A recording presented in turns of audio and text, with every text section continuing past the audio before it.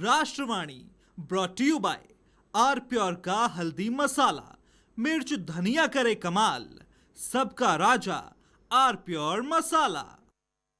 थोड़े में ज्यादा स्वाद, यही तो है इसकी खास बात। वाओ मम्मा, क्या स्वाद है। अरे मेरे राजा, सबका राजा आर प्योर मसाला। कुछ तो सस्ता लो, सब बढ़िया लो। इसमें क्या खास बात है। थोड़े में ज्यादा स्वाद, यही तो है इसकी खास बात। सबका राजा आर प्योर मसाला।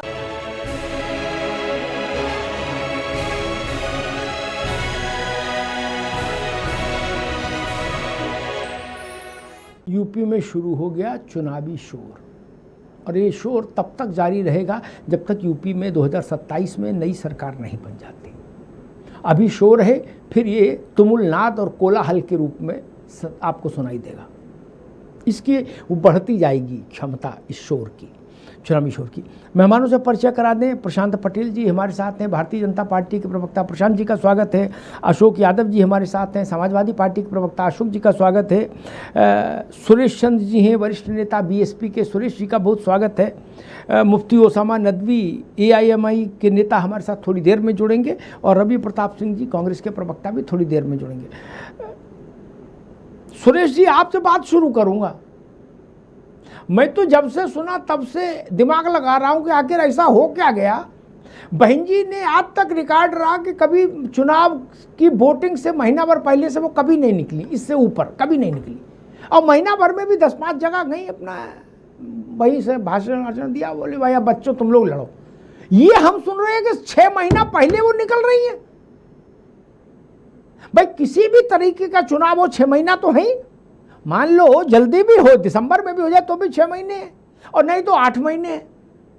सुन रहे बहन जी अयोध्या और अकबरपुर जा रही हैं जून के महीने में, राम भजो, इतनी गर्मी में।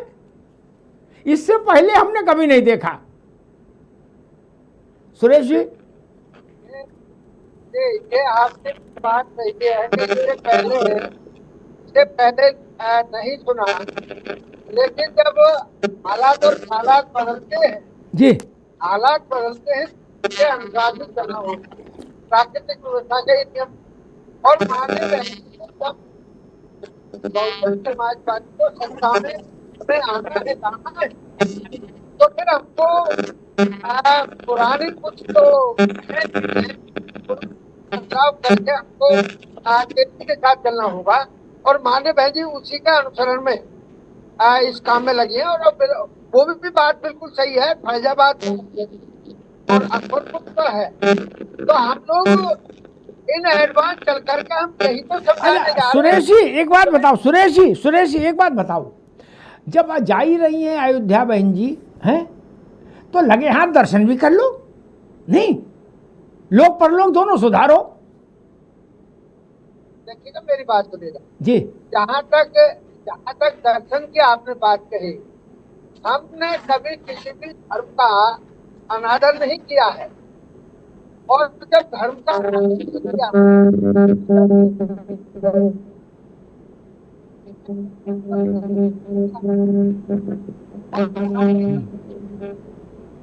सुरेश जी आपको गाड़ी कहीं स्थिर करनी होगी, तब मेरे ख्याल से नेटवर्क से बात ठीक से आ पाएगा। अभी कुछ उसमें तकनीकी दिक्कतें आ रही हैं बातचीत में। मैं दोबारा जुड़ूंगा सुरेश जी आपके पास। अशोक इधर मैं अपने पीसीआर से कहूँगा सुरेश जी के संपर्क में रहिए, जब नेटवर्क में आए तो हमको बताइएगा। मैं अशोक जी के पास चलता हूँ। अशोक जी, अच्छा, आपकी मुसीबत बढ़ाने के लिए दो तरफा कार्यक्रम शुरू हो गया। अभी प्रशांत पटेल की पार्टी ने तो कोई पत्ता खोले ही नहीं। हैदराबाद वाले भाई साहब आ गए, वो कह रहे सालार जंग की मजार पर माला चढ़ाने के बाद मैं काम शुरू करूँगा। अब आप समझ ही रहे हो, और 200 मुस्लिम बहुल सीटों पर चुनाव लड़ूंगा। बोलो जय श्री राम, हो गया काम। और बहन जी जो कभी नहीं निकली, जब आपसे अलायंस था तब उस वक्त मैं एक पत्रकार के नाते दोनों ही पक्षों के संपर्क में था, तब भी बहन जी ने कह दिया था अखिलेश यादव से कि ना 10 से ज़्यादा रैली नहीं करूँगा, ना जहाँ जहाँ कराना हो करा लो, वो 10 से ज़्यादा नहीं। वो जून के महीने में निकल रही हैं 45 डिग्री में। अशोक जी बताइए। सामान्य आदमी जानता है 2 बातें यूपी का, जो गोलगप्पे बेच रहा वो भी, जो टिक्की बेच रहा वो भी, और जो जूस बेच रहा वो भी, कि जितना मजबूती से ओवैसी लड़ेंगे उतना अखिलेश जी का नुकसान होगा, और जितना मजबूती से बहन जी लड़ेंगी उतना अखिलेश जी का नुकसान होगा। ये बात मानते हो आप अशोक जी? देखिए अमिताभ जी, पहले जब चुनाव होते थे, आप लोग तो बहुत सीनियर जर्नलिस्ट हैं, जब चुनाव होते थे तो पहले सर्वे की टीम निकलती थी, पत्रकारों की टीम निकलती थी, माहौल समझने के लिए जिस प्रदेश में चुनाव हो रहा है उसका माहौल क्या है समझा जाए, जनता की राय लिया जाए।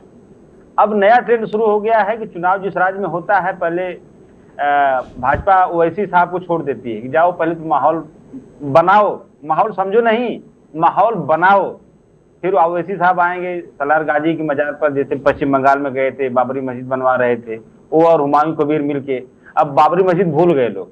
तो इस तरह मतलब माहौल समझो नहीं, माहौल बनाओ जाकर।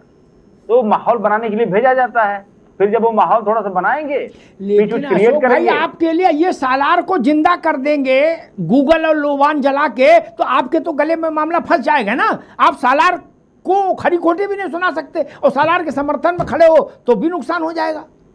अशोक जी जी जी जी बिल्कुल सही आपने कहा। लेकिन देखिए चूंकि अमिताभ जी जनता धीरे धीरे जागरूक हो रही है, पश्चिम बंगाल की जनता भी जागरूक हुई थी जब हुमायूं कबीर ने बाबरी मस्जिद का शिलान्यास किया, तब भी वो समाज जागरूक रहा। अब चूंकि चुनाव आयोग की जब रेफरी गेम पलटने पे आमादा है तो कोई क्या करेगा। लेकिन उत्तर प्रदेश की जनता भी समझ रही है कि ओवैसी साहब का क्या रोल है भाजपा के लिए, बहन जी का क्या रोल है भाजपा के लिए। बहन जी को दलित समाज चाहता है कि बहन जी खुद अपने लिए लड़ें, बसपा को मतलब पुनर्जीवित करने के लिए लड़ें। उसी के लिए तो निकल रही है वो, बसपा को पुनर्जीवित करने के लिए लपट में निकल रही हैं। नहीं तो ये मौका दशहरी आम खाने का, घर पे रहने का है, ये कोई रैली करने का है मौसम। नहीं, ये आपने तो अभी विश्लेषण किया कि अगर खुद चुनाव में रहती थी तो 10 दिन 15 दिन पहले निकलती थी। तो अब भाई अब माहौल थोड़ा क्रिटिकल है उत्तर प्रदेश का, और इस क्रिटिकल माहौल में उनको थोड़ा सा एडवांस में टाइम दे दिया कि बहन जी आप 10 दिन से काम नहीं चलेगा, हाई कमान से आदेश आया कि अब 6 महीना पहले शुरू करिए कैंपेन, तब काम बनेगा। तो इसी काम में बहन जी भी लगी हैं, भाई जो भी हमसे मदद हो जाए भाजपा की, हम 6 महीने पहले निकल के काम करेंगे। भाई काम है क्या बहन जी के पास, अब तो कोई काम बचा नहीं है, तो चलो भाजपा का काम करते हैं। तो दलित समाज आज जो दलित समाज है, पिछड़ा समाज है, आज देख रहा है स्थिति क्या है हमारे देश की। खास तौर से अमिताभ जी, अभी तक ऐसा कभी उत्तर प्रदेश के इतिहास में नहीं हुआ था कि जब हमारे जो मतलब हिंदू समाज के आराध्य देव के घर पे चोरी कर दिए। मतलब चोर तो तमाम चोरी भाजपा के राज में आप देखिए, वोट चोरी, लोकतंत्र चोरी, पीडी आरक्षण चोरी, परीक्षा चोरी, तमाम तरह की चोरियां सुनने में आती थी। लेकिन अब ऐसे ऐसे चोरों का दुस्साहस बढ़ गया कि भगवान राम के मंदिर में चोरी करना शुरू कर दी। तो अब वो समझ रहे हैं कि काम चलने वाला नहीं है। अब जनता भी समझ गई है कि ये चोरों की सरकार है और इससे कैसे निपटना है। इसलिए ओवैसी साहब को जल्दी फील्ड में भेजो, बहन जी को जल्दी फील्ड में भेजो, ये लोग जाएंगे से तो बात हो पा रही है माहौल। जी जी अशोक जी, तो इसीलिए इनको थोड़ा सा एडवांस में लगाया गया है ताकि जो पेपर लीक का गुस्सा है उस पर थोड़ा सा पानी डाला जा सके, जो परीक्षा माफिया सक्रिय हैं। ठीक है अशोक जी, ठीक है। देखो भैया, ये 100 तरह के चार्ज हमेशा लगाए जाते हैं, बंगाल में भी लगाए गए हैं, यूपी में भी आपने 2 बार लगाए। इन चार्जशीटों से जनता फैसला नहीं करती अशोक भाई। एक कोई मुद्दा होता है जो पूरे चुनाव को ड्राइव करता है, बाकी सब कहानी होती है। बाकी घोषणा पत्र में लिखने के लिए होता जाता उन फैसलों। सुरेश जी, समाजवादी पार्टी कह रही है कि बीजेपी आला कमान ने मायावती जी को नया टाइम टेबल पकड़ाया है, कहा 6 महीने से काम नहीं चलेगा, अभी से मेहनत शुरू हो, मतलब 10 दिन पहले निकलने से काम नहीं चलेगा, अभी से मेहनत शुरू करिए, माहौल बनाइए। सपा कह रही है बहन जी भाजपा के लिए माहौल बनाने के लिए निकलेंगी। सुरेश जी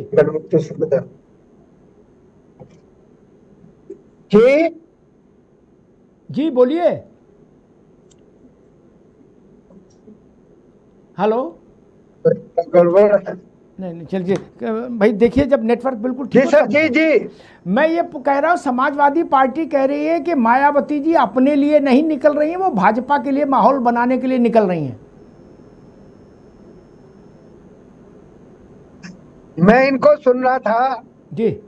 अब कहने को ये कुछ भी कह दें, ये किस लिए निकलेंगे, ये किस लिए निकलेंगे?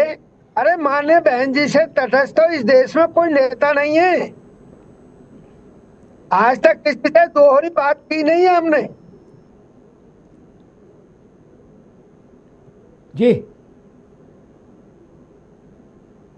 सुरेश जी, बातचीत बार बार कट रही है, देखिएगा भाई जरा। प्रशांत पटेल, बाकी सब चीज़ें ठीक है, लेकिन दो बातें मुझे आपसे समझनी है भाजपा से, जो मेरी समझ में नहीं आ रही। एक तो आपके जो सहयोगी हैं वो जरूरत से ज़्यादा अधीर हैं क्या? वो भारत मंडपम में झालमुड़ी खाए तो उनने कहा गुरु ने कि बीजेपी के दफ्तर में कुंडी खटखटा लो, जो जो मिले उनको नमस्ते कर लो। बीएल संतोष, सुनील बंसल, क्या वो सुनील बंसल से कहने गए कि यूपी में सीटें जल्दी बंटवा दो? बताइए, आप इसके पीछे का तो खेल समझ ही रहे हो, जनता भी समझ रही हो, कार्यकर्ता भी समझ रहा, क्या कि कौन सा कमरा राजभर चुने और कौन सा कमरा निषाद चुने। एक विषय। दूसरा विषय मैं नहीं समझ पा रहा, 6 महीना 7 महीना 8 महीना इतने के भीतर तो वोट पड़ जाएगा, ठीक, इसके बाहर तो जाता नहीं गणित। अध्यक्ष जी 6 महीने पहले अवतरित हुए थे सिंहासन पर। आज तक कई 100 बैठकें लखनऊ में और मेरे ख्याल से 51 बैठकें दिल्ली में हो चुकी हैं। अलग अलग फाइलों के रंग वाली फाइलें बगल में दबा के आना जाना दिल्ली लखनऊ, रोज सूत्रों के हवाले से खबरें चल रही हैं। क्या कोई ऐसा होता है जिस पार्टी को सरकार हो और सरकार के लिए लड़ना हो, वहां 6 महीने तक ही चर्चा हो रही कि प्रशांत पटेल को बनाएं कि नहीं बनाएं? कोई अमेरिका के लोग तो यहां आएंगे नहीं प्रदेश कार्यकारिणी में। वही आपके लोग हैं, वही आपके कार्यकर्ता हैं, नेता हैं, जिनको सब जानते हो, जानना चाहिए नहीं? उनकी जांच क्या कोई सिविल चेक करा रहे हो क्या? नहीं ना। अरे सब जानते भाई प्रशांत पटेल क्या कर रहे हैं, फलाने क्या कर रहे हैं, चंद्रमोहन क्या कर रहे हैं, राममोहन क्या कर रहे हैं, सब नहीं। जब हम जान, जिससे लोग पत्रकार जान जाते हैं, तो नेता नहीं जानते। इतनी मीटिंग पे मीटिंग। और अभी हमारे पास कल कुछ लोग आए थे भाजपा के नेता, नाम नहीं लूंगा, नहीं उनका नुकसान हो जाएगा। वो कह रहे थे कि भाई साहब गुलदस्ता और गाड़ी और इनोवा और गिफ्ट राम मंदिर से लेके और काशी विश्वनाथ का वो है, वो सब करते करते बर्बाद हो गए, कर्जे में डूब गए। क्या जैसे ही खबर आती है कि अब लिस्ट आने वाली, हम निकल पड़ते हैं लखनऊ, गली गली मोहल्ला जाके बोले भाई साहब प्रणाम, भैया भाई जी। क्या तो बोले भाई साहब कर्जा लेके हम चुनाव लड़ाएं, कैसे लड़ाएंगे पार्टी को जब हम अभी कर्जे में आ गए? इतना रायता क्यों बिखेरे आप लोग? वैसे आप बैठकबाज हो, ये हम जानते हैं। ये मतलब जब आप लोग नहीं थे, मैं उस पीढ़ी से भी जान रहा हूँ, जब सुंदर सिंह भंडारी, कुशाभाऊ ठाकरे जैसे लोग थे, बैठकबाज तो आप हो। आप लोगों ज़्यादा बैठक में मजा किसी को नहीं आता, लेकिन इतनी बैठक गुरु कि कार्यकर्ता कर्जे में आ गया। भाई एक आदमी लखनऊ जाता 20-25-30 हज़ार रुपया की न्यूनतम ट्रिप पड़ रही है। प्रशांत, आप भी जानते होंगे, कोई गलत तो कह नहीं रहा मैं। अब तक 10 बार ट्रिप करे आया, 3 लाख घुस गए। और मालूम क्या हो रहा है पार्टी में, मैं बता ही दूं। पता लगा प्रशांत पटेल के यहाँ अमिताभ अग्निहोत्री गए, बोले भाई साहब हमारा क्या रखना बायोडेटा में। अब प्रशांत पटेल को भी अपना माहौल टाइट रखना है। उन्होंने नहीं, मैं तो तुम्हारे लिए करूँगा, लेकिन तुम एक काम करो। फिर 5 नाम गिना देते हैं, 6 मोदी जी छोड़ देते हैं, इतनी कृपा करते हैं। वो कहते हैं अमित शाह मिल लो, बीएल संतोष से मिल लो, हैं सुनील बंसल से भी एक बार नमस्ते कर लो, और इनसे मिल लो और उनसे मिल लो। फिर हम तो देख ही रहे हैं, कार्यकर्ता कहता भाई साहब बताओ क्या करूं? आप लोगों ने इस विषय पर कभी बैठक नहीं की पार्टी में कि ऐसा क्यों हो रहा है? प्रधान जी नमस्कार। देखिए, भाजपा एक बड़ी पार्टी है, लोकतांत्रिक ढंग से चलती है, और अभी टीम बनाने का पूरा अभियान चल रहा था। जो सदस्यता अभियान हुआ, मंडल की टीम बनी, जिला की टीम बनी, जिलाध्यक्ष घोषित हुए, सभी जिलों की जिला कार्यकारिणी भी घोषित हो गई है, और प्रदेश की टीम चूंकि आनी है, और हम लोग जो है धार्मिक आध्यात्मिक दृष्टि से चलते हैं, अधिमास चल रहा है, जैसे अधिमास चलेगा टीम रेडी है, टीम घोषित हो जाएगी। कितने अधिमास आए हो चले गए, कार्यकर्ता करज में डूबा जा रहा है यार। कितने गुलदस्ते, जब आप लोग भी रंगबाज हो, सरकार में हो, तो गेंदा की माला मानते नहीं हो, कहते हैं को बंद करो, उसको भगा वाले बाहर, गेंदा की माला ले आया क्या? अब 1,500-2 हजार रुपए में गुलदस्ता आ रहा महाराज, कुछ तो रहम करो भैया। मोदी जी तो मना करते हैं गुलदस्ता मत दीजिए। यार सब बात हमसे कहलाओगे, खाली हाथ कार्यकर्ता कौन घुसने दे रहा है? हमारे नेता नहीं कहते कि आप गुलदस्ता लेके आइए, आप केवल गुलाब का फूल लेके आइए। प्रधान जी, एक आपके एक बड़े नेता, वो पश्चिम में एक जात के बड़े नेता कहे जाते हैं। हालांकि बड़े नेता तो क्या है, चुनाव नहीं जीते कभी, इसलिए मेरे लिए तो एक ही पैमाना, चुनाव जीते हो तो इस साइड खड़े हो, नहीं जीते तो फिर बकलोली वाली साइड में खड़े हो, बाकी कुछ नहीं, सब बकलोली है मेरे लिए। चुनाव जीतना एकमात्र कसौटी अगर राजनीति कर रहे हो तो। उनका आलम ये, उनको एक ने माला पहना दी क्या, कार्यक्रम में गए थे, बोले भाई इन्होंने टाइम लिया था सम्मान का, नहीं, बोले भगा इनको बाहर। ये स्थिति हो गई भाई साहब, कार्यकर्ता भराया घूम रहा है। इसको भी तो सोचना चाहिए। और आप कोहिनूर ढूंढ रहे हो, माना कि कोहिनूर ढूंढ रहे हो, लेकिन तब तक तो चुनाव आ जाएगा भैया। प्रशांत जी, नहीं, अगले सप्ताह टीम घोषित हो जाएगी, सब टीम रेडी है, जिसको आना है उनके नाम भी तय हो गए हैं। और यहाँ इस तरह नहीं परिक्रमा करने से कोई ऐसा नहीं पद मिलता है, ये बार बार लखनऊ आएंगे। जो काम कर रहे हैं और जो जिले में ऑलरेडी पद की घोषणा हो चुकी है, जो लोग काम करने वाले अपना काम भी कर रहे हैं, अभियान में भी लगे हुए हैं। अभी हमारा 12 साल पूरे हुए, उसका भी एक सप्ताह का अभियान चल रहा है, उसमें भी सब लोग लगे हैं। यहाँ कोई आवश्यकता नहीं कि बार बार लखनऊ एक मासूम सी बात और आगे दिमाग में कहीं दूं। आपने बताया कि यहाँ परिक्रमा से कुछ नहीं होता, बिल्कुल काम मेरिट से हो रहा है, सब बिल्कुल है, अच्छी बात है। एक जिला अध्यक्ष हिस्ट्री सीटर बन गए, हिस्ट्री सीटर जिला अध्यक्ष बन गए क्या? 500 बैठकों के बाद, दिल्ली लखनऊ एक करने के बाद, करोड़ों रुपए के जहाज की टिकटें खर्च करने के बाद, इतनी मीटिंगें कर डाली, दे मीटिंग, उसके बाद हिस्ट्री सीटर कैसे बन गया जिला अध्यक्ष? कौन सा जिला अध्यक्ष बने? अब हम नाम भी ले देंगे तो फिर बहुत चेहरा खराब हो जाएगा। पश्चिम का ही है, पता कर लीजिएगा, भगवान कृष्ण की छाया में है उसी इलाके में। आप कहेंगे तो नाम भी भेज बता दूंगा। एक दूसरा एक और विषय आता है भैया कि इतनी बैठकें तब की जाती हैं जब नए लोग आ जाए जिनके बारे में जानकारी नहीं हो। आप तो दूसरी पद्धति से आए हो, पार्टी चला रहे हो, संघ की सिस्टम से, जहाँ हर आदमी से परिचित है, उसके जीवनचर्या को जानता है, फिर इतना समय क्यों लग रहा है? एक और सबसे बड़ी बात, जब भी ऐसी कमेटियां बनती हैं, घोषित होती हैं, आपने भी देखा होगा और आपसे थोड़ा ज़्यादा मैंने देखा, तब तक कोई पार्टी हो 2-3 महीने तक टर्मोइल होता है क्या? एक कुर्सी होती है, 6 दावेदार होते हैं, 5 नाराज होते हैं, फिर उनको मनाने दुलारने में 3 महीने का वक्त लगता है सीनियर लीडर्स को। हमने अभी तक यही देखा, नहीं तुम्हारे लिए डीएम को बोलेंगे, तुम्हारी चलेगी जिले में। बोलो ना भाई साहब हमें नहीं बनाया, अरे बोले हम बोल रहे हैं, एसपी को बोल रहे हैं क्या? ये तो करना पड़ता बुला के, सबको कुर्सी मिल नहीं सकती। तो ये टाइम चुनाव के ठीक पहले का क्यों रखा गया प्रधान जी? देखिए, भारतीय जनता पार्टी अनुशासित पार्टी, यहाँ कोई नाराजगी वाला विषय नहीं है और कोई ऐसा भी नहीं कि आमूलचूल परिवर्तन होता है, कि 100% परिवर्तन नहीं होता है, 40% ही परिवर्तन होता है, बाकी लोग पुराने ही रहते हैं, उन्हीं लोगों में भी सफल होता है। और जो लोग इस दायित्व से हटेंगे किसी दूसरे दायित्व में जाएंगे, यहाँ ऐसी कोई नाराजगी वाला विषय नहीं है। हमारी बड़ी पार्टी, कहीं न कहीं एडजस्टमेंट हो जाता है, ऐसा कुछ नहीं कि 3 महीने उनको मनाने में लगेगा। अभी इस तरह की स्थिति यहाँ पे नहीं, कोई यहाँ पे नाराज होने की स्थिति में कोई नाराज नहीं होगा। सब लोग अपने जिनको जो दायित्व दिया जाएगा वो लोग उस दायित्व पे काम करेंगे। और दूसरी बात रही कि बाकी पार्टियां क्यों तैयारी कर रही है, तो भाई अखिलेश जी तो लंदन चले गए हैं या गर्मी में, अब कोई अगर रैलियां कर रहा है तो उसमें भी समस्या है कि समाजवादी पार्टी किसने रोका हुआ है? अखिलेश जी भी प्रोटेस्ट करें, रैलियां करें, लोगों के बीच में जाएं, जैसे चाहे वो ऐसी जी रैलियां कर रहे हैं, मायावती जी कर रहे हैं, हमारी भारतीय जनता पार्टी के भी लोग नेता घूम रहे हैं, दौरे कर रहे हैं। लेकिन लंदन से तो लौट आए, अभी मैंने पिक्चर देखी थी लंदन से लौटते की, एयरपोर्ट की, वो जाते हुए किए संभवतः। अच्छा जाते हुए क्या? मुझे नहीं पता है, लेकिन जो भी है, लेकिन यहाँ पे पब्लिक लाइफ में दिख नहीं रहे 3-4 दिन से। वो तो सबके साथ ही बताएंगे, मुझे भी काफी दिन से उनको कोई वीडियो बाइट इस तरह नहीं मिली है। और अभी हमारे प्रदेश अध्यक्ष जी पूरी गर्मी में भी बुंदेलखंड के दौरे पे गए थे, 3-4 दिन रहे, झांसी, ललितपुर, बांदा, महोबा, हमीरपुर, जालौन। तो हम तो लोग तैयारियां कर रहे हैं, चुनाव चाहे 6 महीने हो या 1 साल रहे, हम लोग करते हैं। लोकतंत्र है, सबको अधिकार है अपनी अपनी रैलियां करने का, अपना वोट मांगने का, किसी ने को रोका नहीं। आप अगर विपक्ष में आप भी मांगे, जो सत्ता पक्ष है, हम लोग तो मदद करते हैं, लेकिन दूसरों पे मत आरोप लगाइए।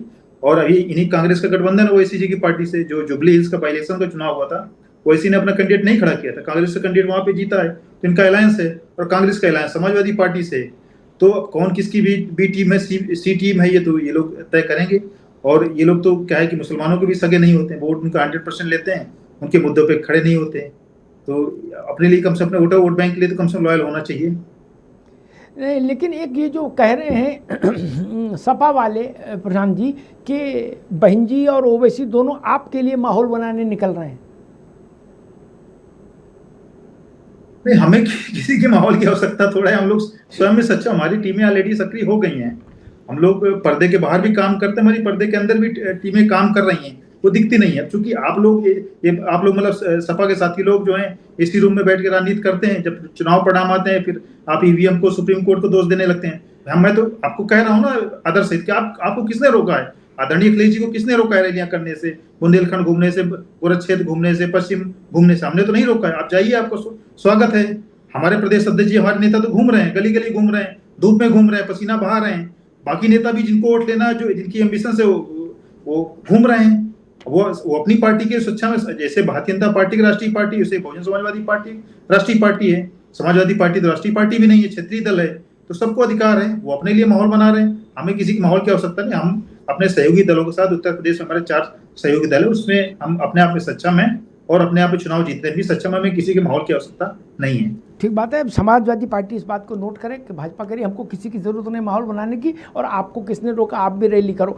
रवि प्रताप सिंह जी हमारे साथ जुड़ गए हैं, भारतीय राष्ट्रीय कांग्रेस के प्रवक्ता। रवि जी का भी स्वागत। रवि जी, उत्तर प्रदेश में चुनावी शोर शुरू हो गया और उसी के बीच में हम आपके राष्ट्रीय प्रभारी का, उत्तर प्रदेश प्रभारी का राष्ट्रीय महामंत्री अविनाश पांडे जी का वक्तव्य सुन रहे थे। वो कह रहे थे तैयारी तो संगठन की बूथ बूथ तक है और 403 सीटों पर है। थोड़ा ज़्यादा नहीं हो गया मामला? नहीं अमिताभ जी, निश्चित रूप से पिछले 2 साल से संगठन सृजन के माध्यम से हम लोग अपने हर बूथ पे पहुंचने का और मनसा वाचा कर्मणा से काम करने का प्रयास किए और कर रहे हैं। उसकी कवरेज मिले ना मिले, हमारे जो अध्यक्ष हैं अजय राय जी, आपने देखा होगा कि एक दिन अगर वो बनारस रहते हैं तो दूसरे दिन वो महोबा रहते हैं। और राजनीति में हर बूथ पे प्रयास करना, अपने संगठन को मजबूत करना, ये नैतिक और मौलिक कर्तव्य है सारी पार्टियों का। हम जिसके साथ वे गठबंधन करेंगे, क्या ये बताइए कि अगर हमारा कोई कोर वोट नहीं होगा तो हमारा वोट उसको ट्रांसफर नहीं होगा। वो बैठ जाए कि ये सीटें फला लड़ेंगे, वो मेहनत ना करे तो उसका वोट हमको ट्रांसफर नहीं होगा। तो इसलिए हम दोनों ही दल अपने हर, जिसके साथ हम इंडिया गठबंधन में है समाजवादी पार्टी के साथ, हम लोग पूर्ण रूप से मेहनत कर रहे हैं अंत तक। और अपना जो बूथ लेवल कार्यकर्ता है उसमें जोश भरने के लिए, उसको समर्पित करने के लिए, एक एक व्यक्तियों के पास पहुंचने के लिए, अपनी आइडियोलॉजी जो सुसुप्त हो रही है उसको जागृत करने के लिए सबका नैतिक कर्तव्य है। ये बताइए, मैं एक उदाहरण आपको देता हूं अमिताभ जी। बनारस का बांसगांव का एक निर्वाचन क्षेत्र है जहां से 2022 में बरहज विधानसभा क्षेत्र से हमारे कांग्रेस के पार्टी के नेता को मिला था 2080 वोट। 2080 वोट मिला था कांग्रेस के प्रत्याशी को।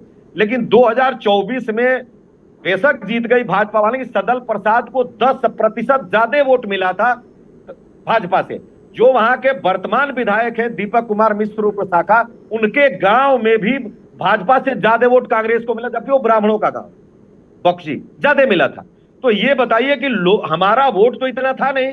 वोट सपा का जब ट्रांसफर हुआ था तभी तो उस पर्टिकुलर विधानसभा क्षेत्र में हमको 83,000 वोट मिला था, वरना 2 साल पहले तो हमको 2,000 वोट मिला था। तो यही होता है अपने संगठन को मजबूत करने का जीवंत प्रमाण। एक और हम अपने संगठन को मजबूत कर रहे हैं और इसी मजबूती के साथ बिल्कुल करना चाहिए। रवि जी, एक सवाल खड़ा होता है। अखिलेश जी ने कई दफा कहा कि सीट में कोटा नहीं होगा कोई, क्या कि इतनी ये लड़ेंगे इतनी वो लड़ेंगे, ऐसा नहीं। उन्होंने कहा हमको भरोसा दिलाना होगा कांग्रेस को कि भाई आप ये सीट जीत सकते, हम ये सीट जीत सकते हैं, जीत की गारंटी लीजिए, सीट ले जाइए, लड़िए। तो आप जीत की गारंटी दे पाएंगे? और गारंटी चेक अखिलेश जी करेंगे। बिल्कुल बिल्कुल, उन्होंने सही कहा जी। आज की तारीख में राजनीति की ये विधा हो गई है कि यदि आप हारे तो पार्टियां भी टूट जाएंगी, आप तो बाजार और गली कूचे के पार्टी बन के रह जाएंगे। तो इस समय संख्या बल को होना बहुत आवश्यक है। तो हम अहंकार को त्याग करके उन सीटों का ठीक से चयन करें, और उन सीटों पे अखिलेश यादव जी ने एक XIS के अंदर में कर दिया है, हमारे यहाँ भी हो रही है, वहां देखा जाता है कि विनेबल कैंडिडेट कौन है। यानी ये जानिए कि अपने स्तर से कौन कैंडिडेट वोट निकाल सकता है, पार्टी के माध्यम से किसको वोट मिल सकता है, किन किन जातियों का किनको वोट मिल सकता है। तो इस समीकरण के बाद उसी व्यक्ति के ऊपर दाव लगाया जाएगा जो व्यक्ति जीतने का मादा रखता होगा। और राजनीति में ऐसा होना भी चाहिए। कोई पार्टी नहीं कहती है कि हम आपको सिर्फ सीटें खैरात बांट देंगे और आप लड़ जाइए हार जाइए। बिहार में इसका हम खामियाजा भुगत चुके हैं कि 36 सीटें 34 ऐसी थी भाई अमिताभ जी जिसपे हम और RJD कभी जीती ही नहीं थी, वो हमारे खाते में आई थी, गठबंधन ही नहीं जीता था। और हम फ्रेंडली फाइट कर रहे थे, तो फ्रेंडली फाइट से लेकर के और वो गठबंधन धर्म में हम गए। तो इसलिए हम ये कह रहे हैं कि सीटों की संख्या मायने न रखे, मायने ये रखे कि हम किस तरीके से उतनी संख्या बल का सृजन कर लें जिसके आधार पर हम भाजपा को 2027 में इस मनवादी और फांसीवादी ताकत को हटाएं जो केवल जुमले की सरकार है। तो हमारा और हमारी गठबंधन का एक ही धर्म है कि एन केन प्रकार हम इसका आकलन करें, अध्ययन करें और उसी पे चलें। हम मतलब इंपोर्ट करके या किसी तरीके से पैरासूट से ड्रॉप करके प्रत्याशी न दें, ऐसे प्रत्याशियों पे दाव लगाएं जो प्रत्याशी स्वयं में वोट पैदा करते हो और पार्टी के नाम पे जीत का पक्की इबारत लिखने के लिए उद्देश्य हो। उन पार्टियों के और उन नेताओं पे हम लगाएंगे, और ये हर पार्टी करे तो मेरे समझ से ठीक है। अखिलेश यादव ने कुछ भी गलत नहीं कहा। ठीक बात है। रवि जी का वक्तव्य बहुत अच्छा है, बड़ा पॉजिटिव है। लेकिन कांग्रेस में सारे नेता उनकी जैसी सोचते नहीं, और जिन जो मीटिंगों में बैठते वो तो बहुत बवाली है। क्या रवि जी अच्छे आदमी हैं, उन्होंने बात बहुत पॉजिटिव कही, होना ऐसे ही चाहिए, लेकिन होता नहीं है। अरे बोले भाई साहब हम 125 साल की पार्टी है, हमको ये बताएंगे हैं? 200 जगह तो हमारे कैंडिडेट जीत ही रहे हैं। बात वहाँ शुरू होती है, इसीलिए समस्या आती है। यही तो समस्या है। मुफ्ती ओसामा नदवी भी हमारे साथ जुड़ गए हैं, बहुत देर से जुड़े। ओवैसी साहब की पार्टी के प्रतिनिधि। मुफ्ती साहब, अभी चर्चा हो रही थी असदुद्दीन ओवैसी की कि वो जा रहे हैं सालार जंग की मजार पर जाएंगे और फिर अपना अभियान शुरू करेंगे उत्तर प्रदेश में। समाजवादी पार्टी कह रही है कि वो भाजपा के लिए माहौल बनाने निकले हैं, मतलब सपा को नुकसान पहुंचाने निकले हैं।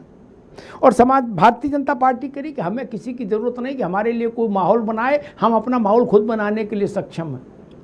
लेकिन हमने सुना कि 200 सीटें ओवैसी साहब ने चुनी हैं जो मुस्लिम बहुल हैं, बोले वहीं पे झंडा फहराएंगे गुरु। क्या? जी सही बात है।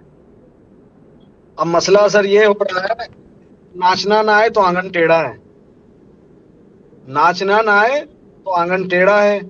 अब समाजवादी पार्टी की खुद इतनी निकम्मी और नाकारा पार्टी है कि उसके कार्यकर्ता या उसके नेता अपने ऊपर यकीन नहीं रखते हैं, वो दूसरों लोगों के ऊपर ढालकर और उनको ढाल बनाकर काम करना चाहते हैं।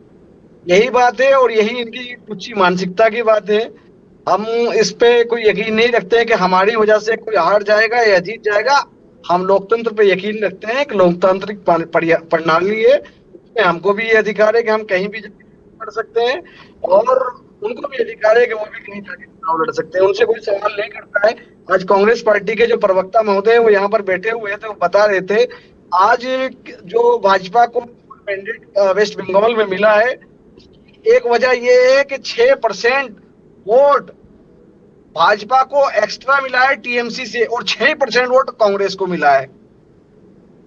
तो अब बताइए, हम तो ये नहीं कहेंगे कि कांग्रेस की वजह से वहां पे भाजपा जीत गई है, उस 6% वोट की वजह से भाजपा जीत गई जी। तो साहब ये बिल्कुल एक हकीकत है और इस हकीकत को जितनी जल्दी समझ लिया जाए उतना जरूरी है। और हाँ, हमारी पार्टी की तरफ से इंशाल्लाह तकरीबन जहां पर मुसलमानों का अच्छा प्रतिनिधित्व है, जहां में अच्छे नुमाइंदे मिलेंगे, हम वहां पर चुनाव लड़ाएंगे। और सालार के शहर सालार मसूद गाजी रहमतुल्लाह अलैह के शहर से इंशाल्लाह हम चुनावी मुहिम की शुरुआत करने जा रहे हैं और ये मुहिम हमारे लिए बहुत मुबारक होगी और इस मुहिम के जरिए से इंशाल्लाह उत्तर प्रदेश के अंदर जो एक बात बताओ नदवी साहब, वैल्यूज को वहां पर रौंदा जा रहा है उसको खत्म करके हम आगे बढ़ेंगे। एक छोटे से जवाब और दो फिर मैं आगे चलूं। अच्छा, आपकी पार्टी भी थोड़ी बवाली संस्कृति की है कि कुछ ना कुछ बवाल होता रहे। आपने सालार गाजी का इलाका क्यों चुना शुरू करने के लिए? ताकि क्रिया हो फिर प्रतिक्रिया हो फिर मौज आए? नहीं, आप भी जानते हो क्रिया होगी तो प्रतिक्रिया होगी, प्रतिक्रिया होगी तो आनंद आएगा। नहीं, हमारे लिए एक हमारे रूहानी पेशवा हैं, हमारे लिए रूहानी मुक्तदा हैं, उन्होंने इस मुल्क की खिदमत की है, इस्लाम की नशर व इशाअत में उनकी बड़ी कुर्बानियां हैं। तो ये नहीं कह सकते हैं अगर सालार सालार की जो दरगाह है या सालार का जो शहर है क्या वो इस मुल्क से बाहर है? बहराइच भी उत्तर प्रदेश का एक पार्ट है। ये समझने वाले के लिए बात है। ठीक है मुफ्ती साहब, रुकना होगा भगवान का रूप रखता है तो दूसरे के लिए ठीक है मुफ्ती साहब, अब रुकना होगा। बहुत एक टिप्पणी इनकी जो मुफ्ती ओसामा नदवी ने कही, अंत में बात उस पर कर दूं फिर अपने विषय पर लौटूंगा। बहुतों के कब्रें हैं, बहुतों के मकबरे हैं यहाँ का, लेकिन वो हिंदुस्तान के कभी नहीं रहे। न हिंदुस्तान ने उनको अपना माना, न वो हिंदुस्तान के रहे। कब्र और मकबरा हो जाने से क्या होता है दोस्त? यानी किन किन के मकबरे हैं यहाँ, किन किन की मजारें हैं यहाँ, वो हिंदुस्तान के कंधे पर बैठ जाएंगे क्या लोग? नहीं ना मित्र, सालार गाजी से हिंदुस्तान का कोई लेना देना नहीं। आक्रांता था, लुटेरा था, उसको हिंदुस्तान की शक्ति ने जमींदोज कर दिया। बस इतनी ही इतिहास हम जानते हैं, बाकी सारी कहानी है दोस्त, छोड़ो। सुरेश जी, ओवैसी की पार्टी से अलायंस हो रहा है बसपा का, कोई उम्मीद है? कोई गणित बैठ रहा है? ऐसा कुछ ना कुछ गणित नहीं है। हाँ, मुझे एक बात बताइए, 4 दलों के लोग ये बैठे हैं, मेरी आवाज आ रही है ना? हाँ, आ रही। 4 दलों के लोग बैठे हैं। बहुजन समाज पार्टी 4 धारा की पार्टी है, संविधान की ये सारे लोग बात करते रहते हैं। क्या इस तरह की दलितों के कल्याण की, पूरे देश के कल्याण की कोई बात इनकी जबान से आई अब तक? एक कह रहा कि हमारे पास ऐसी दूरबीन है कि हम ये बता सकते हैं कि बसपा भाजपा के लिए काम कर रही है। अरे भाई दादा, तुम अपनी चीजों को तो देखो। आपके कर्म ऐसे रहे, आप अपने मंत्री को नहीं बचा सके, हम उनके वकील नहीं हैं, लेकिन यार कोई कानूनी मदद तो कर सकते थे और फिर अपनी साख तो बचाओ। ऐसे नहीं है। अब झूठ फरेबी भी जनता समझने लगी है और हम वही जनहित के काम लेकर के चुनाव में जाएंगे। माने बहन जी लग गई हैं, हम लोग तो ठीक है। मैंने सिर्फ पूछा ओवैसी और मायावती के बीच में कोई पॉलिटिकल अलायंस हो सकता है कि नहीं, हाँ या ना? सुरेश जी, नहीं हो पाएगा, नहीं हो पाएगा। नदवी साहब, ये सवाल आपसे, बीएसपी के साथ आपका कोई अलायंस हो सकता है? कोई पॉसिबिलिटी दिखती है, कोई उम्मीद की किरण?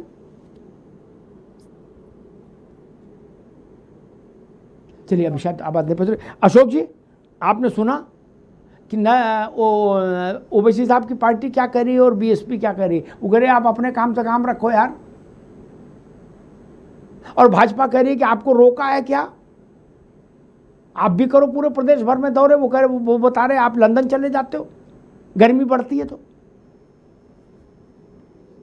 नहीं, भाजपा के साथी को जानकारी का अभाव है। जो आपने कहा, इनको बताया अभी कि राष्ट्रीय जी लंदन से आए हुए कई दिन हो गए और वहां पर लंदन घूमने के लिए नहीं जाते हैं। वहां पर पार्टी की स्ट्रेटजी को और अच्छा कैसे धार दिया जाए, वो सब काम के लिए जाते हैं, घूमने के लिए नहीं जाते हैं। दूसरी बात मैं बताता हूँ, हमारे जो एआईएम के साथी ने कहा कि नकारापन, निकम्मापन न जाने क्या, जो उत्तर प्रदेश के लखनऊ में बैठकर जो पार्टी की नीतियों को सुधार नहीं कर सकते, लंदन में जाकर सुधार करेंगे। थोड़ा सा अमदाद जी की आवाज चिल्ला नहीं पा। अरे नदवी साहब, एक बार उनकी बात आने तो फिर आप आएंगे। अभी अशोक जी। हाँ, मैं अमदाद ये कह रहा था कि जिस तरह से आईएम के साथी ने कहा नकारापन, निकम्मापन न जाने क्या क्या, मुझे लगता है कि जिस तरह का निकम्मापन और नकारापन आईएम ने पश्चिम बंगाल में दिखाया, उसी नकारापन और निकम्मेपन की वजह से आज मुसलमान समाज को सड़कों पर किस तरह का तांडव का सामना करना पड़ रहा है। आज मुसलमान समाज के घर जलाए जा रहे हैं इसी नकारापन की वजह से। इन्हीं नकारों की वजह से आज मुसलमान समाज के घर जलाए जा रहे हैं। इन्हीं नकारों की वजह से आज मुसलमान समाज के विधायक को हाफ पैंट में परेड कराई जा रही है। इन्हीं नकारों की वजह से आज उनके घरों को बुलडोजर चलाए जा रहे हैं। शर्म आनी चाहिए यार तुम लोगों को। आप ठेकेदारी कर रहे हो, आपकी निकम्मेपन है। आप मुसलमानों के वोटों की ठेकेदारी कर रहे हो और आज मुसलमानों के घरों को अगर तोड़ा जा रहा है तो तुम वहां पर जा क्यों नहीं रहे हो? मुसलमान के घरों पर क्यों नहीं जा रहे हो वहां पर? तुम लोग क्या कर रहे हो? आप जवाब दीजिए इस बात का। आप मुसलमानों की वोटों की ठेकेदारी करते हो, मुसलमानों की वोटें लेते हो, लेकिन जब मुसलमानों के घर तोड़े जाते हो तो तुम ऐसी कमरों से बाहर निकलना नहीं चाहते हो। ऊपर अत्याचार हो क्यों नहीं चाहते हो निकल के बाहर? मुसलमान समाज के ऊपर जहां भी अत्याचार मुसलमानों के दुख दर्द को बांटिए। आप लोगों की सरकारें बनवाइए, तुम्हारे आपके बाप को अखिलेश यादव को मुख्यमंत्री बनवाया, उनके बाप को मुलायम सिंह यादव को मुख्यमंत्री बनवाया मुसलमानों ने। आप करिए, आप मुसलमानों की वोटों के ठेकेदार हैं। हम मुसलमानों की वोटों के ठेकेदार नहीं, हम हिस्सेदार हैं और हमारा हक है, हमारा अधिकार है। आप पूरे हिंदुस्तान में मुसलमानों के ऊपर जो भी अत्याचार हो रहा है हम पूरे हिंदुस्तान के मुसलमानों के ठेकेदार यही हम हिस्सेदार हैं, हम अधिकार रखते हैं। आपकी तरह ठेकेदारी नहीं करते हैं, हम झूठा प्रोपेगेंडा नहीं करते हैं, झूठा चुनावी वादा नहीं करते हैं आपकी तरह से। जिस तरह से आप झूठा चुनावी वादा करते हैं, 16% आरक्षण का वादा करते हैं, हम आपकी तरह से वादा नहीं करते हैं। हम किसी से नहीं कहते हैं, हम कहते हैं कि हम आपको मछली नहीं देंगे बल्कि मछली पकड़ने का हुनर आपको हम सिखाएंगे। नहीं, आप हुनर सिखाओ। जिस तरह मुसलमान समाज के ऊपर अत्याचार भाजपाई कर रहे हैं ना, उनको हुनर सिखाओ कि कैसे। अरे पता नहीं कब आप भाजपा में चले जाओ, हमें तो आप का नहीं पता है। सुबह में कोई सफाई रहता है, शाम में कोई भाजपा हो जाता है।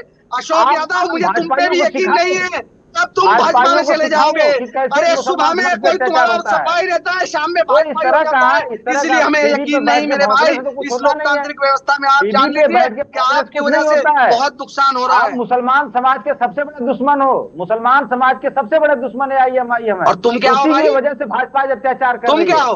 भाजपा का अत्याचार अगर कर रही है कोई भाजपा तो तुम दोस्त हो की वजह से। प्रवक्ता महोदय बताओ, तुम दोस्त हो? वजह से भाजपा हमारी बात तुम बताओ, तुम दोस्त हो?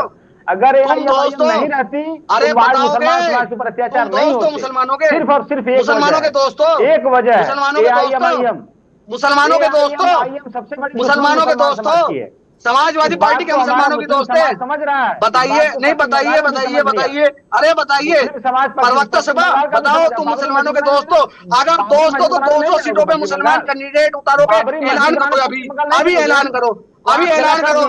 200 सीट पे मुसलमान लड़ाओगे, 200 सीट पे मुसलमान लड़ाओगे, 200 सीट पे मुसलमान लड़ाओगे, लड़ाओगे 200 सीट पे मुसलमान। करो ऐलान अभी, करो ऐलान अभी, अभी ऐलान करो, अभी ऐलान करो, अभी ऐलान करो।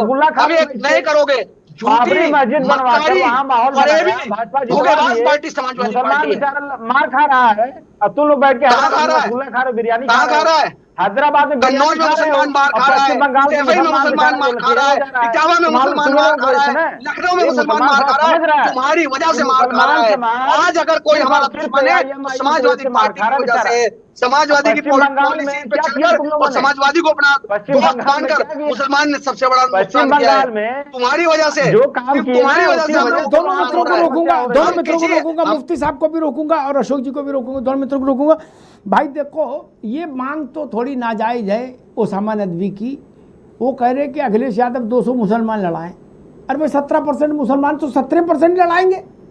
403 में भाग 17% निकाल लो, 200 क्यों लड़ाएंगे? 200 क्यों लड़ाएंगे? आप तो आधा मांग रहे हो।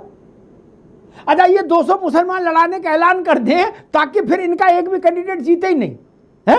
अरे ऐसी स्थिति धकेलना चाहते हो क्या? फिर पश्चिम बंगाल हो जाए, उत्तर प्रदेश, ये पता लगा समाजवादी की सरकार नहीं आएगी, नहीं आएगी। वो जानते हैं, वो तो उतनी राजनीति वो जानते हैं भैया। हाँ, ये हो अमिताभ जी, बहुत बढ़िया बात आपने कह दिया। 200 मुसलमान लड़ाएंगे, ये घोषणा ओबीसी के अलावा कौन कर सकता है भैया? और करने के बाद फिर उसका क्या हाल होगा पार्टी का, वो भी तो पता है। खैर, रवि प्रताप जी, मायावती भाजपा की बी टीम है, ओवैसी भाजपा की बी टीम है, ये रिटॉरिक बहुत पुराना नहीं हो गया भाई? आप अपनी BTC जेड तक टीमें तय कर लो, कौन रोक रहा है? कोई पुलिस रोक रही है? अगर आपको लगता है भाजपा इन्हीं की बदौलत राज भोग रही है तो आप भी 4-6 पार्टियां बना दो, उनको फंड करो और मौज लो। एक बार सुन लीजिए, एक बार मुलायम सिंह जी ने कहा कि भाजपा के पास आरएसएस है, तो मैंने उनसे कहा नेताजी आप भी आरएसएस जैसा एक संगठन बना लो, कोई रोक रहा है? पैसा रुपया की कमी तो है नहीं, बना लो ऐसा तपस्वी संगठन, आदमी तो लाओ ढूंढ के। आपके यहां आरएसएस नहीं बन सकती, क्योंकि जो आपकी सपा में ज्वाइन करेगा वो कल ही कहेगा ग्राम प्रधानी लड़ाओ, परसों कहेगा पंचायत लड़ाओ। रवि जी, ये आरोप मैं बार बार सुनता हूं जब भी चुनाव आता है कि ओवैसी पर और मायावती पर कि भाई ये तो बीजेपी की बी टीम है।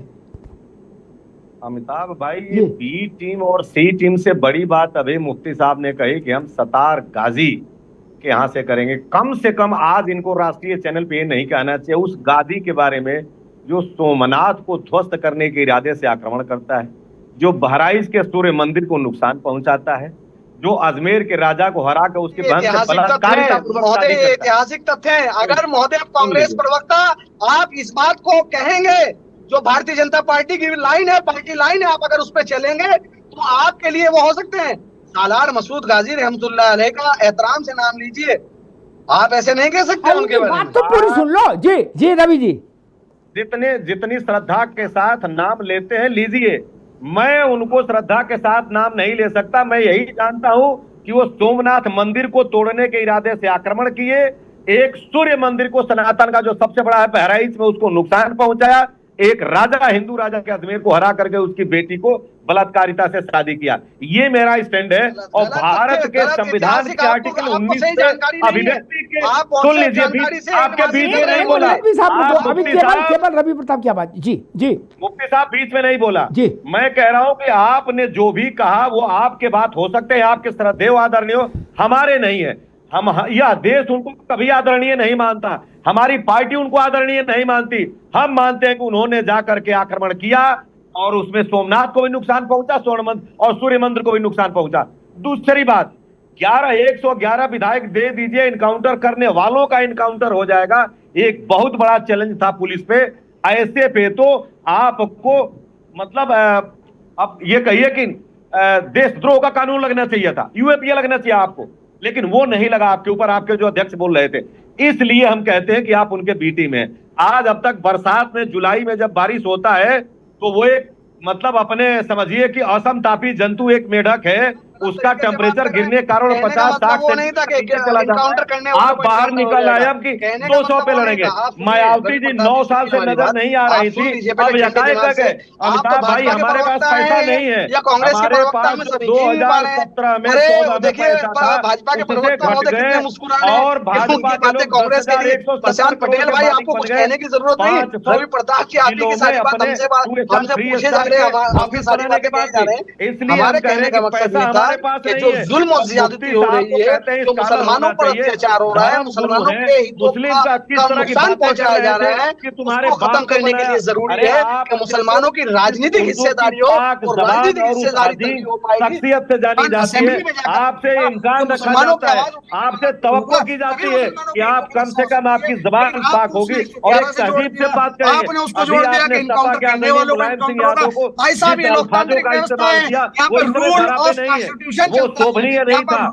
ये आपका अपना एक नैरेटिव है, बी टीम बनिए, आकर के लड़िए। आप क्या करेंगे?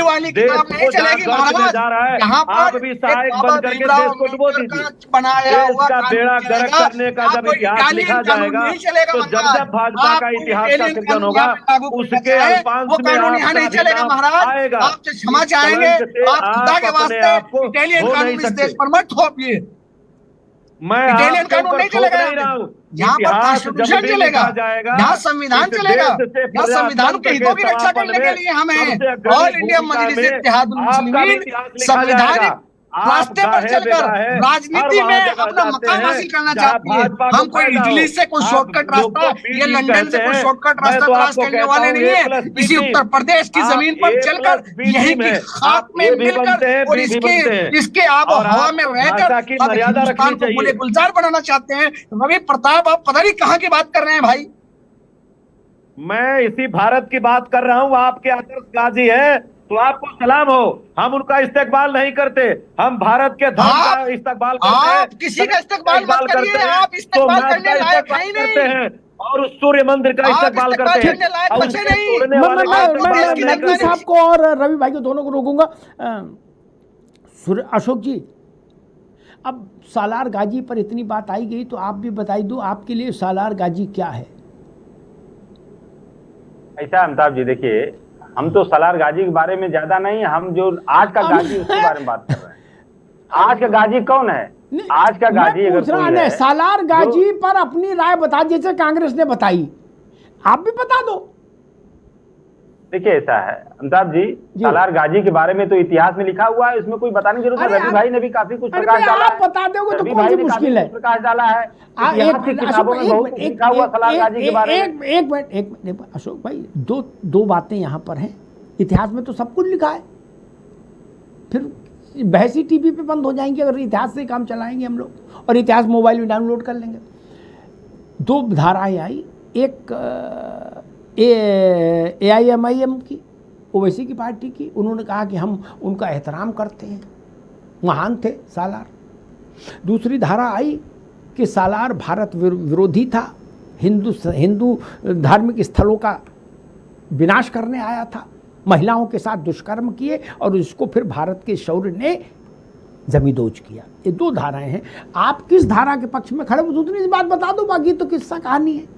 जी जी, देखिए आपने चूंकि मंदिर का जिक्र किया, तो सोमनाथ मंदिर पर जिसने आक्रमण किया उसका नाम था महमूद गजनवी।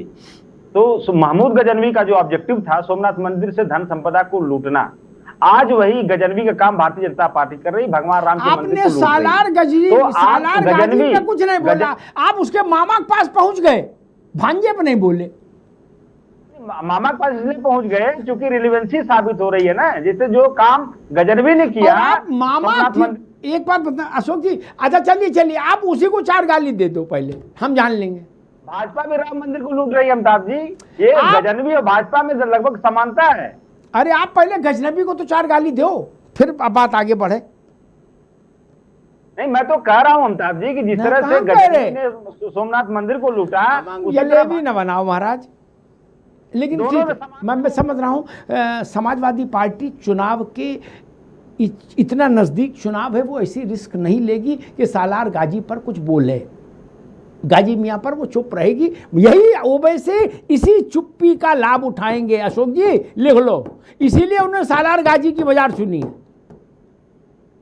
तू डाल में पात आप वो जानते सपा बोलेगी नहीं, वो पूछेंगे कि सपा बताए सालार गाजी क्या है, क्या तो आप होनोलुलु का जवाब दोगे, यूथोपिया के सवाल बताओगे। यही तो सब फसाव का चक्कर है। सुरेश जी आपसे भी पूछ लूं, बसपा के लिए सालार गाजी क्या है? अगर आवाज आ रही जल्दी से बताइए, फिर मैं बीजेपी के पास आऊं। मैं तो बता देता हूँ सीधा, ये धर्मनिरपेक्षता की बात एक भी नहीं कर रहा जो मेरा संविधान कहता है। अरे दादा, जब संविधान पेट में भी नहीं आया था उससे कई 100 साल पहले सालार गाजी था। आप लोग ऐसी बात कहते थे संविधान, गजब बात कर रहे हैं। अरे भाई रुक जाओ 1 मिनट सुरेश जी, 1 मिनट रुको। संविधान को बहुत प्यार है, बहुत श्रद्धा है उसके प्रति, क्या? लेकिन संविधान जब से अस्तित्व में आया तभी से ना होगा। ये भारत 10,000 वर्ष से चल रहा है। बाबा साहब ने, जवाहरलाल नेहरू ने, राजेंद्र प्रसाद ने, 362 लोगों ने मिलकर जो कागज पत्र तैयार किए, संविधान बनाया, वो कब बनाया? तब भारत थोड़ी ना पैदा हुआ सुरेश जी। अमिताभ जी इन्हीं बातों से आप लोग तो गजब करते हो। कोई सवाल पूछो बोले संविधान। अरे चाचा, हर बात में संविधान नहीं आता। बोले गुड्डू ने मूंगफली क्यों खाई? बोले संविधान। बोले बबलू ने ब्रेड बटर क्यों खाया? बोले संविधान। सुरेश जी, जिन बातों को ये कर रहे हैं, क्या उससे शांति पैदा होगी इस देश में? अरे शांति, मैं बात कर रहा हूँ भाई, आज इन बातों से क्या संबंध बन रहा है? देश के कल्याण के लिए, जनता के कल्याण के लिए, सभी धर्मों के जो मान सम्मान करने के लिए इन बातों से कहीं लगाव है? करते नहीं है ऐसी बातें। उसी से समाज, देश में चारों तरफ एक अफरा तफरी का माहौल बन गया। सुरेश जी ठीक, अभी ठीक है, ठीक है सुरेश जी, अभी रुकना होगा। मैं एक आखिरी टिप्पणी करके अब और अभी जब ने प्रशांत के पास जाऊंगा। सुरेश जी एक इस टिप्पणी को बहुत गंभीरता से लीजिएगा, आप भी, आपके समर्थक और आपकी जैसा सोचने वाले भी। मैं सालार गाजी को छोड़ दूं क्या, लेकिन आप लोगों ने जब से पार्टी बनाई तब से कोई दिन ऐसा नहीं शुरू किया जिस दिन आपने हजारों साल से बात शुरू ना की हो। तब आप संविधान की बात नहीं करते। हजारों साल से ऐसा हो रहा है, हजारों साल से, बता तब केवल तभी की बात करो जिस दिन संविधान लागू हुआ। आप अपनी सुविधा से हजारों साल पीछे रोज जाओगे दिन में 3 दफे क्या? और मैं पूछ दूं कि सालार कौन है तो आप कहोगे बताओ सालार से आज का क्या मतलब। तो मैं अगर ये पूछ दूं कि आज से 1500 वर्ष पहले क्या होता था भारत में, उसका सिजरा आज क्यों खोल रहे हो तब, तो आपको अच्छा नहीं लगेगा। नपना 2 नहीं रखो, मेरा कहना यह है, आप हो चाहे मायावती हो, नपना 1 रखो महाराज। अगर 1000 वर्ष पुराने पीछे जाके पतंग उड़ाओगे तो सालार गाजी पर हम पूछेंगे और बोलना पड़ेगा। नहीं तो वर्तमान में कबड्डी खेलो, कोई दिक्कत नहीं, मैं नहीं पूछूंगा सालार गाजी पर।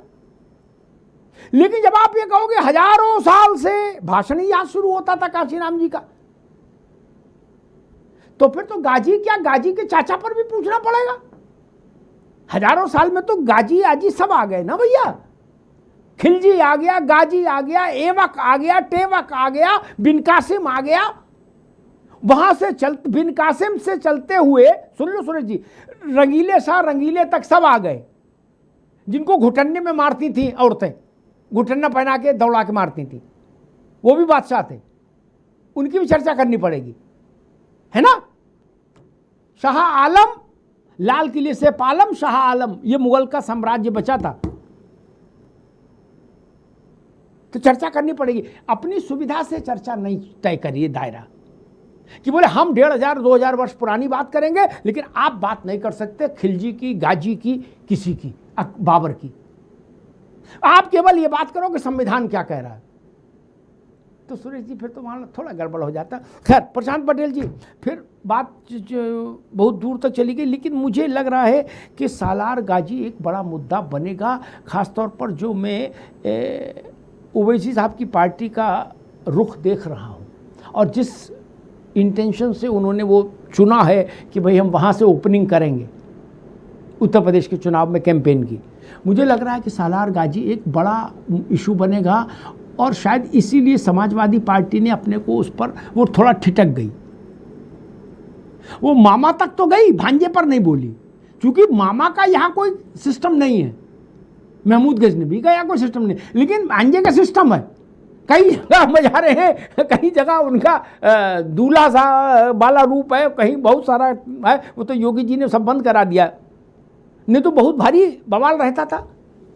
मुझे लग रहा है सालार गाजी इशू बनेगा। प्रदेश में सभी को अपना धर्म सम्मत कानून मानने का अधिकार है और जो संविधान के दायरे में आप रह करके कर सकते हैं करिए, लेकिन किसी को कानून तोड़ने की अनुमति नहीं होनी चाहिए, ना ही अनुमति होगी। और मैंने तो पहले ही बोला कि समाजवादी पार्टी ना तो हिंदुओं की सगी ना मुसलमानों की सगी है। ये मुसलमानों को 100% वोट लेते हैं, ठीक, लेकिन उनकी बात नहीं करते हैं, ना ही उनको टिकट में रिप्रेजेंटेशन देते हैं। मैं कहता हूँ भाई आप मुख्यमंत्री तो उम्मीदवार नहीं बनाएंगे, डिप्टी सीएम को उम्मीदवार मुसलमान को बना दीजिए। आप पीडीए की बात करते हैं, पीडीए मुसलमान कहाँ है? पीडीए में एक को तो अखिलेश जी कभी आदियाबादी कहते हैं, कभी अगड़ा कहते हैं, उसमें कहाँ है मुसलमान? तो आप खाली ठगेंगे लोगों को, वोट लेंगे, कहेंगे हम ही खाली सच्चे हैं। इनकी लड़ाई तो वही मुस्लिम वोट के लिए, कांग्रेस और समाजवादी पार्टी इसलिए दावेदारी कर रहे हैं। उधर इमरान मसूद अलग अपना ताल ठोके हुए हैं। इमरान मसूद ने सहारनपुर में 4 अपने कैंडिडेट घोषित कर दिए, बोले यही लड़ेंगे। तो आसू मलिक के अगेंस्ट भी उन्होंने कैंडिडेट घोषित कर दिया है। तो इस तरह नहीं चलेगा कि आप मुसलमानों को 100% वोट लेना है, उनको रिप्रेजेंटेशन भी नहीं देना है, और दूसरा कोई बात कहेगा वो क्यों बात कर रहा है। तो आपको ठेकेदारी करनी है तो उनकी फिर रहनुमाई की बात भी करनी पड़ेगी, उनके अधिकार की बात करनी पड़ेगी। अशोक जी, बीजेपी भी वही बात कह रही है जो बात मोर और लेस नदवी ने कही कि अगर आप को मुसलमान 100% वोट, 100% ठीक ही बात कह रहे, मतलब राजनीति में यही 100 होता है, 82% वोट मिल जाए कहीं संभव होता? सोचिए, उत्तर प्रदेश के मुसलमान ने तो आपकी झोली भर दी, इतनी भर दी कि जितनी आपने सोची नहीं होगी। तो वो कह रहे कि भाई फिर ठेकेदारी ढंग से करो, दूध दूह के गाय छोड़ नहीं दो, फिर चारा दो, सेवा करो। बोले दूध दूह लिया फिर गाय मोहल्ले में छोड़ दी, बोले आप पॉलीथीन खाओ। अशोक यादव जी, ट्रेंड यही चला है, दूध दुहिए और गाय को छोड़िए। अशोक जी। अमिताभ जी, बात यह है कि इस तरह की बातें भाजपा और एआईएम दोनों चाहती हैं कि समाजवादी पार्टी, कांग्रेस पार्टी करे, ताकि पेपर लीक की बात दब जाए, ताकि परीक्षाओं में जो लीकेज हो रहा है वो दब जाए, परीक्षा में भ्रष्टाचार दब जाए। ये सारी बातें इसीलिए की जा रही हैं। और अभी इस बात को मैं सतीश जी का धन्यवाद दूंगा, उन्होंने कुछ बातें कही, लेकिन सवाल अभी प्रशांत जी ने कहा ठग। तो अभी मैं एक मूवी देख रहा था, ठग साफ हिंदुस्तान के ठगों के बारे में उसमें दिखाया गया कैसे कैसे ठग होते थे। तो आज तो ऐसे ठग हो गए हिंदुस्तान में जो भगवान को नहीं छोड़ रहे हैं, जो भगवान राम ने जिनकी कृपा से। मसूद गाजी रहमतुल्लाह अलैह के बारे में आपका क्या स्टेट है? एक मिनट रुको, उनकी बात पूरी हो जाए जी।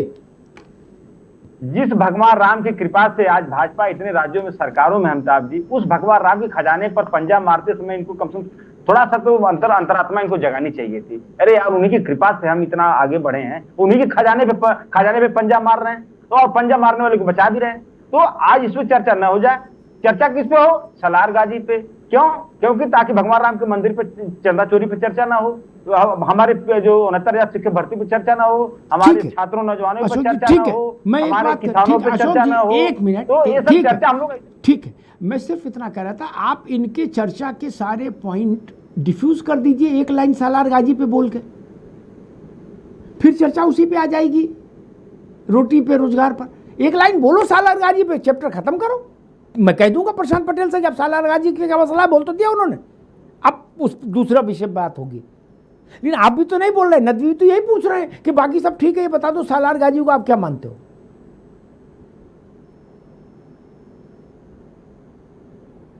अशोक जी। मैंने जवाब दे दिया अमिताभ जी।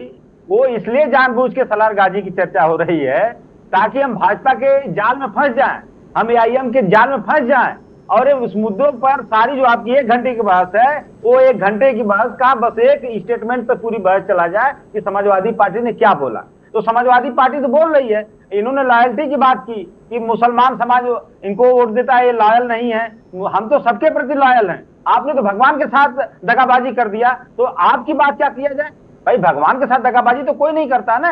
ये मुसलमान समाज अपने अल्लाह के साथ दगाबाजी नहीं करता, हिंदू समाज अपने भगवान के साथ दगाबाजी नहीं करता। लेकिन भाजपा एक ऐसी पार्टी है जिसने भगवान के साथ दगाबाजी कर दी, जिसने हिंदुत्व के साथ दगाबाजी कर दी, जिन्होंने सनातन के साथ दगाबाजी कर दी। तो ऐसे दगाबाजों को, ऐसे ठग साथ हिंदुस्तान पिता को मंच किया दिया, अपने स्वर्गीय पिताजी के साथ बदतमीजी की, बचाना पिता की पार्टी पे हमें जनता को बचाना है ठगों से, हमें ठगों से जनता को बचाना है।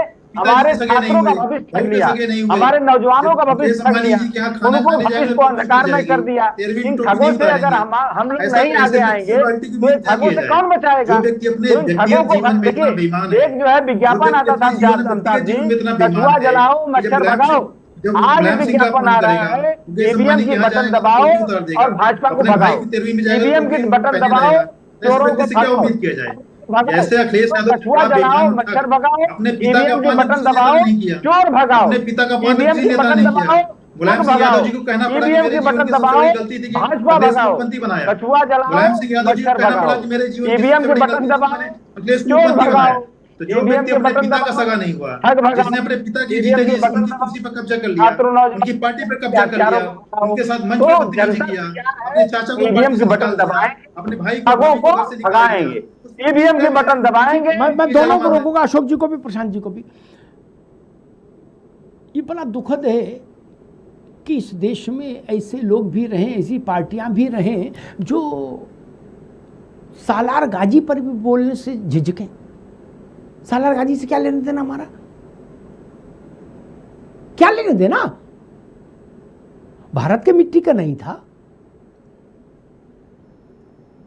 यहां मनरेगा में काम करने तो आया नहीं था, न मिड डे मील में काम कर रहा था। हम उस पर भी बोलने से डरते हैं। मुझे एक लाइन लेने वाले ठीक लगते हैं लोग, ठीक है, ओवैसी की अपनी एक लाइन है, लेकिन लाइन तो है, भाजपा की अपनी एक लाइन है। यह गोल गोल काम खराब है।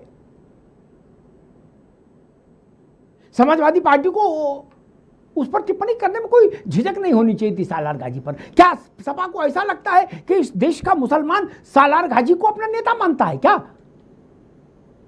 ये सालार गाजी वोट दिलाएंगे? और अगर सपा ऐसा सोचती है तो फिर मेरा प्रणाम। फिर ये सब सुन रहे हैं, सब देख रहे हैं। मैं फिर कहूंगा अशोक जी, पश्चिम बंगाल में कोई चमत्कार नहीं हुआ, कोई क्रांति नहीं हुई कि ओवैसी ने कुछ करा दिया और फलाने ने करा दिया, ऐसा कुछ नहीं है।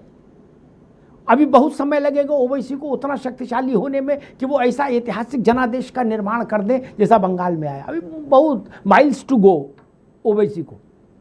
मालूम क्या हुआ? कोई बड़ी चीज नहीं, वो छोटी सी घटना घटी।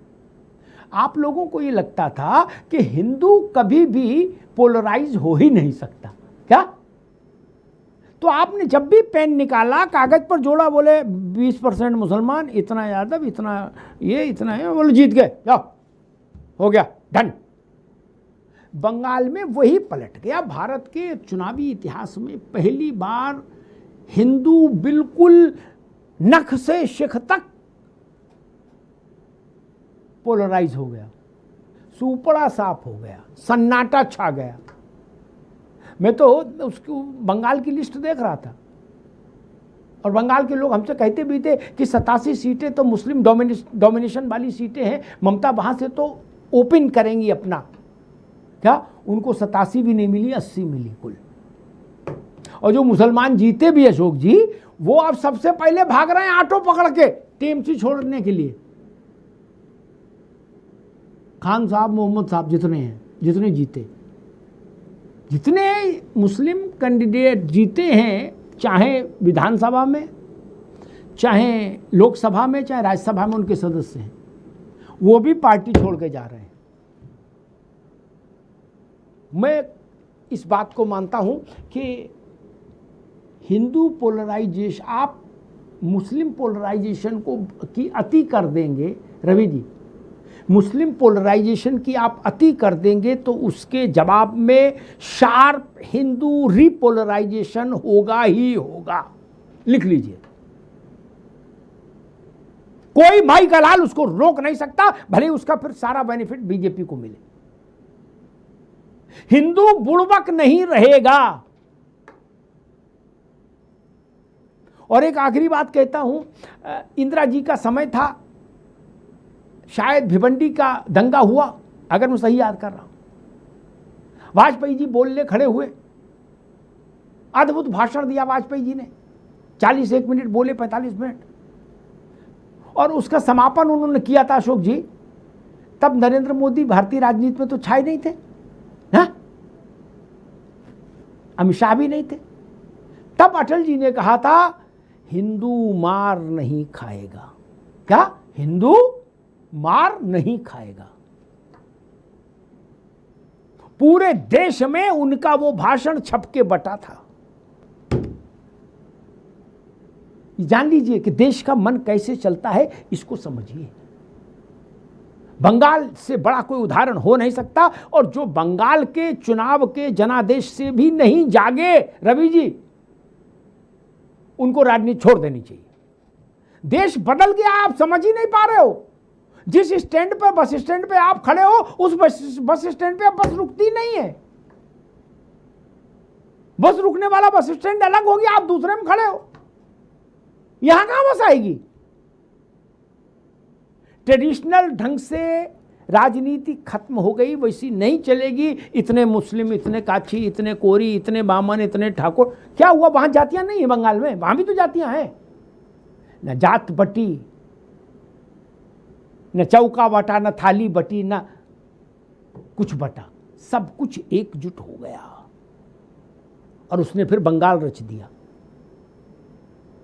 और ऐसा रच दिया कि तृणमूल कांग्रेस के लोग सड़क पर निकल रहे हैं तो लोग उनके ऊपर जूता फेंक रहे हैं, चप्पल फेंक रहे हैं, अंडा फेंक रहे हैं।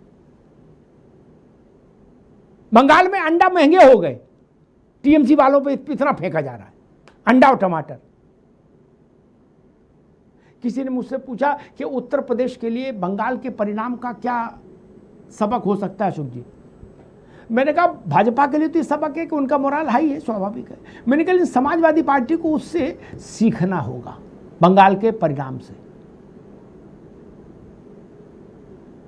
ममता जी ने कहा कि जो हिंदुओं को वोट देगा, भाजपाइयों की मदद करेगा, काफिरों की, उसको अल्लाह कभी माफ नहीं करेगा। आप मंच से ऐसा बोलेंगे और मुख्यमंत्री हैं कि अल्लाह माफ नहीं करेगा? ममता जी बहुत बड़ा आइकॉनिक फेस थी मुस्लिम पॉलिटिक्स की, देश की। उनका जो हश्र हुआ उससे बाकी लोग सीखिए, समझिए। वो एक बड़ी नज़ीर है, उसको किस्तों में पढ़ना शुरू करिए, एक साथ समझ भी नहीं पाएंगे। धन्यवाद।